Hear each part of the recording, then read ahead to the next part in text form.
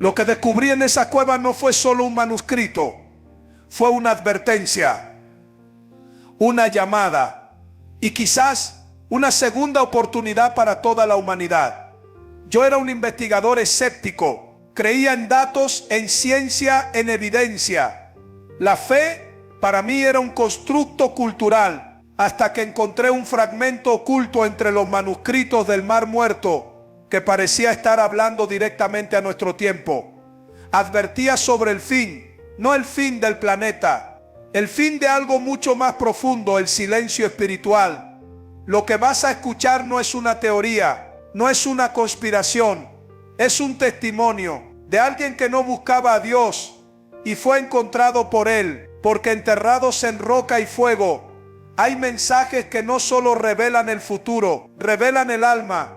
Y hoy por primera vez me atrevo a contarlo. Nunca quise contar esta historia hasta que el texto empezó a hablarme. No fue un descubrimiento glorioso, no hubo cámaras ni aplausos, solo polvo, oscuridad y una sensación de que alguien o algo me estaba observando desde dentro de la roca. Yo era solo un investigador más en un equipo más, siguiendo rastros que ya otros habían pisado 1000 veces. Pero ese día, el aire se volvió más denso, casi como si el tiempo decidiera dejar de fluir dentro de aquella cueva. Clama a mí, y yo te responderé, y te enseñaré cosas grandes y ocultas que tú no conoces. Jeremías 33:3. No lo sabía en ese momento, pero ese versículo se volvería mi ancla. Estábamos clasificando fragmentos de pergamino deteriorado, la mayoría ya catalogados, pero uno de ellos tenía algo distinto, no por su forma ni su color, sino por lo que estaba detrás de él. Literalmente, al revisar la parte posterior con luz ultravioleta, aparecieron símbolos que no figuraban en ninguna traducción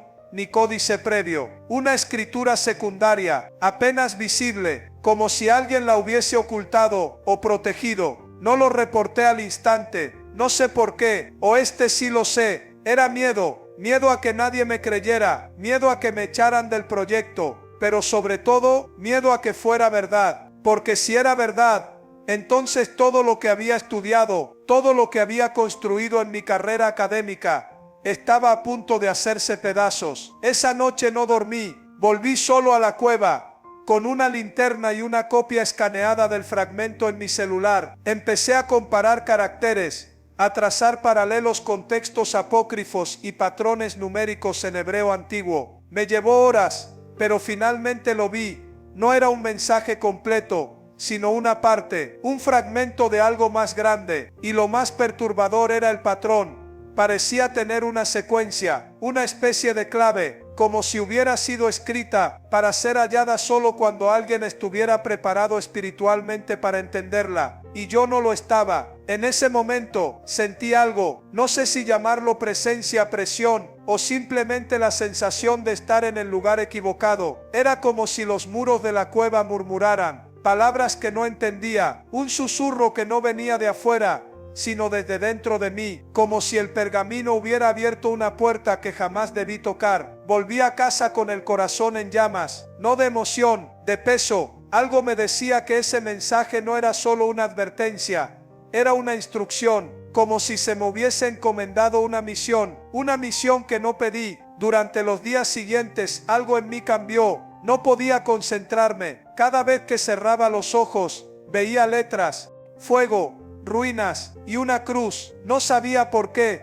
Yo no era creyente. De hecho, había pasado años en debates académicos desestimando la inspiración divina de los textos antiguos. Y sin embargo ahí estaba, esa cruz, repitiéndose como un eco visual, como una memoria que no era mía. Intenté huir del asunto, ignorarlo, enterrarlo con más trabajo, con más papeles, pero la coincidencia me seguía. Recibía correos de colegas hablando, sin saberlo, de otros fragmentos con inscripciones similares, en diferentes partes del mundo, diferentes cuevas, diferentes fechas, pero siempre con un mismo patrón de símbolos ocultos, que parecían señalar una misma frase: cuando el mundo pierda la voz de la oración, los sellos serán abiertos. Lo leí, y se me heló la sangre. Esa noche lloré, por primera vez en años, no de tristeza, Era otra cosa, como si una parte de mí reconociera ese mensaje, como si ya lo supiera, desde siempre. Pasé días analizando cada letra, cada trazo, pero algo en mí ya sabía que esto no era un simple código para traducir, era una llamada, no a la mente, sino al espíritu. Y entonces ocurrió.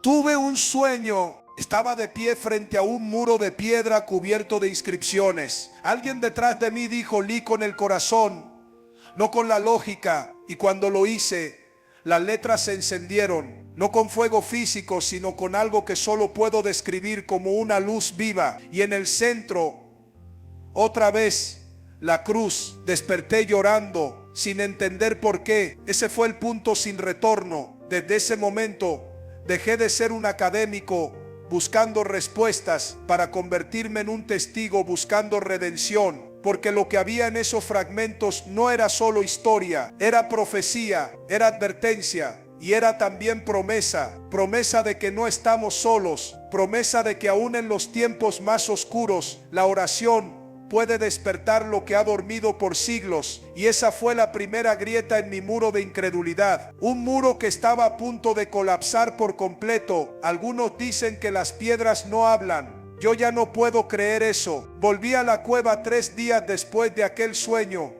Esta vez con algo más que linternas y escáneres. Llevaba conmigo un corazón inquieto, una mente en guerra y una Biblia que había estado en mi estantería sin tocar durante más de 20 años. Entonces me dijo: "Profetiza sobre estos huesos y diles: huesos secos, oíd palabra de Jehová". Ezequiel 37:4. Los fragmentos parecían esperarme. No era una ilusión. La misma roca que me había rechazado al principio ahora parecía abrirse. Literalmente, encontramos una cámara pequeña, antes sellada por sedimentos, apenas lo suficiente para que cupiera una persona agachada. Y ahí dentro, grabados en las paredes, estaban los mismos símbolos, no en tinta, no en pergamino, en piedra. Comencé a copiarlos, letra por letra. Cada trazo tenía una intención. No era escritura común, era una forma de liturgia visual, como si la oración hubiese sido tallada para que el eco permaneciera por generaciones. Y mientras los trazaba, comencé a escucharlo otra vez. El murmullo no era un sonido externo, era interno. Palabras que no conocía, pero entendía. Frases sin idioma, pero con sentido. Una especie de alfabeto espiritual que se instalaba en lo profundo de mi pecho, como si algo dentro de mí hubiera comenzado a recordar. Llamé a 2 colegas en confianza, les mostré las fotos, no me creyeron. Me dijeron que probablemente era una especie de palimpsesto natural, coincidencias geológicas, formaciones sin intención, pero yo lo sabía, porque al volver a casa, algo extraordinario ocurrió. Encendí mi grabadora de campo para revisar los audios de la cueva, y ahí estaba, entre el sonido ambiente, se escuchaban voces, voces que nadie del equipo había pronunciado, voces que decían frases como: "El tiempo ha sido contado, el velo pronto caerá, ora porque vendrá como relámpago".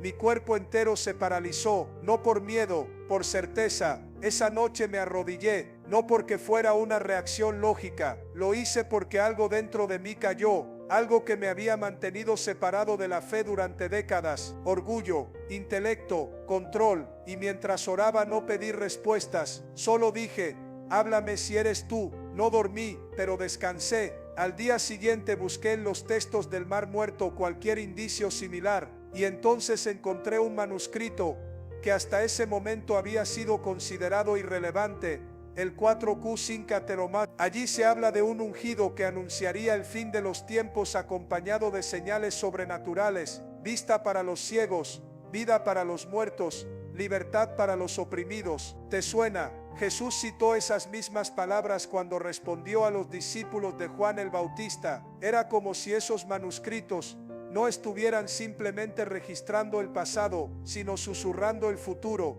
y no un futuro general, nuestro futuro. Pero había más. En otra cámara, aún más profunda, encontramos una inscripción semicircular. Estaba tallada alrededor de una piedra central, como si protegiera su contenido. Alrededor decía: Solo el que tenga oídos espirituales podrá descifrar el mensaje del último sello. El último sello no es una expresión común en la literatura judía de aquella época, pero es idéntica a la que aparece en el Apocalipsis. Y si los autores de esos manuscritos vieron más de lo que la historia les permitió contar, y si fueron testigos no solo de la ley sino de la revelación final, esa idea me sacudió, me hizo replantearme todo lo que entendía sobre el tiempo, sobre Dios, sobre mi propio propósito. Las paredes de piedra no solo contenían palabras, contenían un peso invisible, una urgencia, un clamor, y entendí algo.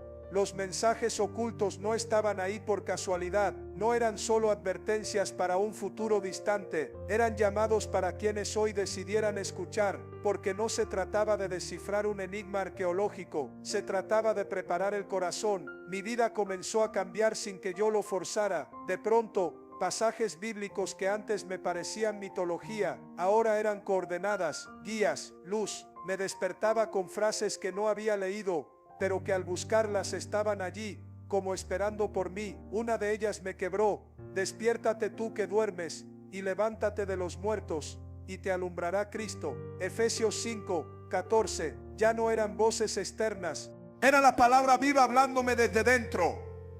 Desde entonces dejé de ver las cuevas como simples sitios históricos. Eran altares enterrados bajo siglos de silencio, esperando a ser restaurados por la oración. Y en el centro de todo, una certeza comenzó a florecer en mí. El mensaje no terminaba en advertencia, comenzaba en redención. Y lo que encontré después lo confirmaría. Hay cosas que uno no busca y otras que simplemente te encuentran. Fue en una noche cualquiera, después de una jornada interminable revisando registros de digitalización. El tipo de noche en la que esperas solo café y cansancio. Pero ese día apareció una carpeta en el servidor compartido. No tenía nombre claro, solo un código extraño, NER3. Pensé que era un error de archivo, pero al abrirla descubrí algo que me dejaría sin aliento.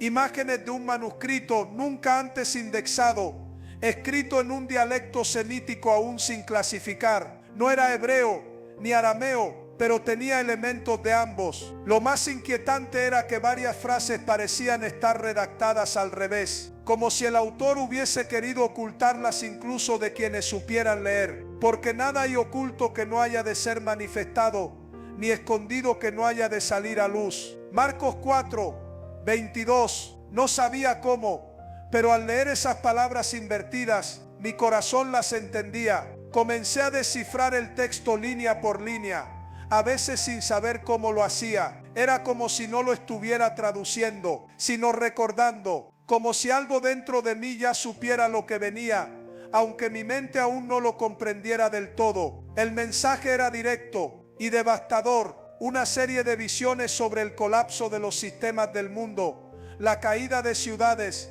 la confusión de naciones, la deformación de la verdad.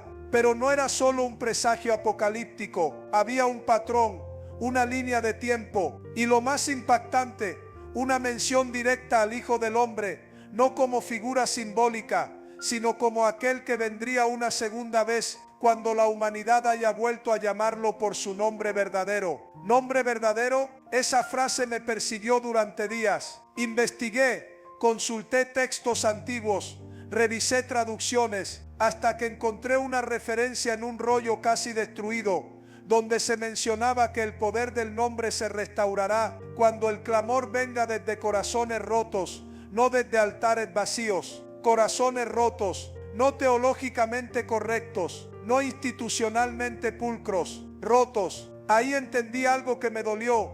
Muchas veces había querido comprender a Dios desde el intelecto, desde la lógica, desde el orgullo, pero nunca lo había buscado desde la herida.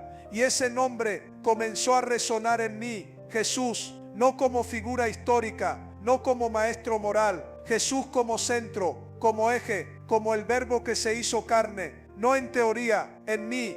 Las piezas empezaron a encajar. Los símbolos ocultos entre los textos del Mar Muerto. Las frases que hablaban de la voz silenciada de los justos. La urgencia que atravesaba cada pasaje. Todo apuntaba a una verdad poderosa y peligrosa. El fin del mundo no es destrucción. El fin del mundo, según estos textos, es la interrupción de la oración sincera. Es el momento en que el corazón humano deja de clamar, de buscar, de anhelar el cielo. Y ese era el verdadero código. No un número, no una fecha, sino un estado del alma colectiva. Cuando el ser humano renuncia al clamor, cuando nos volvemos ruido, pero sin oración, cuando todo se convierte en cálculo, en política, en poder sin presencia, entonces los sellos se abren. Comprendí que los manuscritos no eran un manual de destrucción, eran un espejo, uno que muestra cuán lejos hemos llegado y cuánto nos hemos alejado.